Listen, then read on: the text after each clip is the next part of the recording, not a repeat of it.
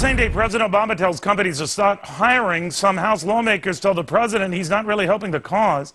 This is a live look now as House lawmakers lay into the Obama administration over a plan forcing companies to disclose political donations in order to get government work. To one of those lawmakers, the chairman of the House Small Business Committee, Sam Graves. Congressman, what is the meaning of disclosing donations? So that everything's on the up and up, or you suspect something more sinister? What?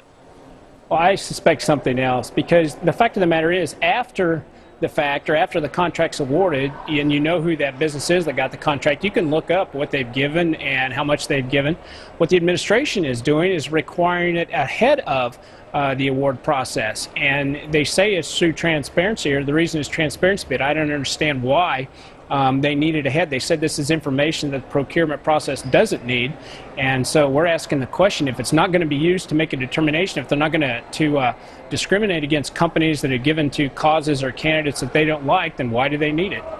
But if it's going to be found out later, is it better to be found out sooner? Well, and I asked the question in the hearing, why do you need this information ahead of time if it's not going to be used to make that determination? And there wasn't a good answer. You know, and again, the fact of the matter is, once a contract has been awarded, then you can go and find out, you can find out all that information you want.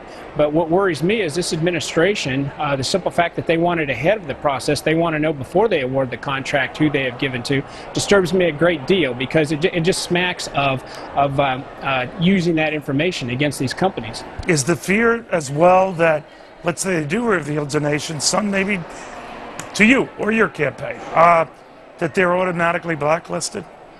That's what the fear is, and in fact, most of the companies that we asked to come testify today declined to do so. In fact, the companies that brought this to our attention declined to do so because they were in fear of retribution from the administration just testifying on this particular issue. Is it your sense that this is going nowhere? Seems to me like it blew up even among Democrats who said this is silly. So where do you think it goes? That's the fact is that it is a bipartisan issue now. You know, you heard the minority whip, Steny Hoyer, say that he was against this process, and since it leaked out of the White House, this administrative policy that they are putting together, we haven't heard anything out of the White House since to amount to anything.